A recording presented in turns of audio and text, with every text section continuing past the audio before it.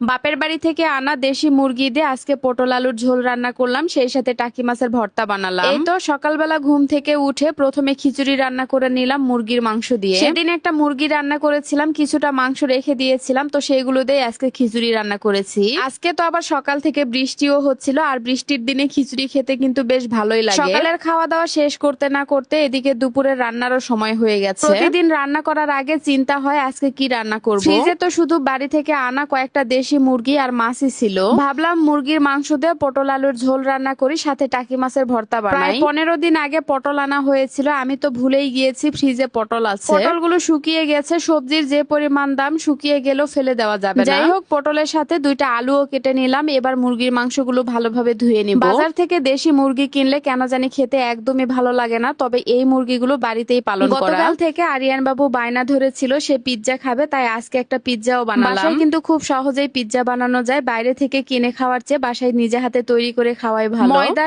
East আর গুঁড়া দুধ দিয়ে আমি প্রথমে পিৎজার যে ডোটা আছে সেটা বানিয়ে নিয়েছি। উপরে বেশি করে টমেটো সস দিয়ে নিয়েছি, এরপরে চিকেন দিয়ে দিচ্ছি। খুব সহজেই কিন্তু বাসায় পিৎজা বানানো যায়, আর পিৎজা বানাতে খরচও কম লাগে। ছোট্ট একটা পিৎজা রেস্টুরেন্ট থেকে কিনতে গেলে 450 টাকা নেবে, আর 450 টাকা দিয়ে আমরা বাসায় দুইটা পিৎজা তৈরি করছি। আর আজকের পিৎজাটা কিন্তু আমি বানাবো টিকিওয়াইউ ব্র্যান্ডের এই এয়ার ফ্রায়ারে। এই এয়ার ফ্রায়ারে কিন্তু কেক, পিৎজা, পুডিং সবকিছুই তৈরি করা যায় খুব অল্প সময়ে। এছাড়াও তেল ছাড়া বা অল্প তেলে সব ধরনের ফ্রাই জাতীয় খাবার তৈরি করা যায়, যেমন chicken fry, fish fry, French fry. ফ্রিজের ঠান্ডা খাবারও গরম করা যায় ঠিক ওভেনের মতো। কোয়ালিটির কথা যদি আপনারা বলেন তাহলে আমি বলবো 100-তে 100, কারণ এই এয়ার ফ্রায়ারটা সরাসরি চায়না থেকে তৈরি হয়ে এসেছে। আর আমি বেশ অনেকদিন থেকে ব্যবহার করছি, যখন যেটা তৈরি করি সেটাই আপনাদের সাথে শেয়ার করি। দেখেন কত সুন্দর করে দুইটা পিৎজা বানিয়ে নিলাম। আপনারাও চাইলে টিকিওয়াইউ ব্র্যান্ডের এই এয়ার ফ্রায়ারটা নিতে পারেন, আমি পেজের নামটা ক্যাপশনে দিয়ে দিব। পিৎজা তো বানানো হয়ে গেল, এবার একে একে রান্নাগুলো করে নিব। আলু আর পটলগুলো ভেজে রান্না করব, যার কারণে প্রথমে আলু আর পটলগুলো ভেজে নিচ্ছি। এভাবে পটল আলু ভেজে মুরগির মাংস রান্না করলে খেতে কিন্তু অনেক বেশি মজার হয়। এক এক এলাকার রান্না এক এক রকম, আমরা কিন্তু পটল দিয়ে মুরগির মাংস, গরুর মাংস সবকিছুই রান্না করি। যাই হোক, প্রথমে মাংস রান্না করে নিতে হবে, তাই এখানে আমি মশলা কষিয়ে নিচ্ছি। দেশি মুরগির মাংস যেহেতু শক্ত, তাই প্রথমে মাংসগুলো ভালো করে রান্না করে নিব। মশলাগুলো কষিয়ে নেওয়ার পরে মাংসগুলো দিয়ে দিলাম, এবার মাংসগুলো কষিয়ে নিব। কষানোর জন্য সামান্য একটু পানি দিয়ে দিলাম, এই পানি দিয়ে মাংসগুলো কষানো হয়ে যাবে। এক পাশে তো মাংস রান্না বসিয়ে দিলাম, এই পাশে টাকি মাছের ভর্তা বানাবো। বেশি করে পেঁয়াজ রসুন দিয়ে দিলাম, সাথে একটু আদাও দিয়েছি। এরপরে হলুদ, লবণ আর কয়েকটা কাঁচামরিচ দিয়ে সামান্য একটু পানি দিয়ে দিলাম।